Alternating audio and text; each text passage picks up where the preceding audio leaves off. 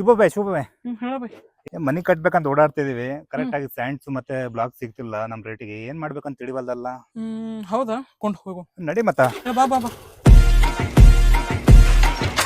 ವರ್ಷದ 365 ದಿನ ಮತ್ತೆ 24x7 ಇವ್ರದ ಬಂಪರ್ ಆಫರ್ ಚಾಲು ಇರ್ತೈತಿ. ಎಲ್ಲೂ ಕೊಟ್ಟಿಲ್ಲ, ಇದುವರೆಗೂ ಕೊಟ್ಟಿಲ್ಲ, ಇನ್ ಮುಂದೆ ಕೊಡಲ್ಲ. ಆರಾಧ್ಯ ಸ್ಯಾಂಡ್ಸ್ ಅಂಡ್ ಬ್ಲಾಕ್ಸ್ ಮತ್ ಇವ್ರದ ಓನ್ ಮ್ಯಾನುಫ್ಯಾಕ್ಚರಿಂಗ್ ಪ್ಲಾಂಟ್ ಐತಿ. ಮತ್ ಇವ್ರ ಲ್ಯಾಬ್ ಟೆಸ್ಟೆಡ್ ಮತ್ತೆ ಸರ್ಟಿಫೈಡ್ ಇದಾರೆ. ಇವ್ರ ಹತ್ರ ಎಂ ಸ್ಯಾಂಡ್ ಮತ್ತೆ ಪಿ ಸ್ಯಾಂಡ್ ಮತ್ತೆ ರೋಬೋ ಸ್ಯಾಂಡ್ ಸಿಗುತ್ತೆ ನೋಡಿ.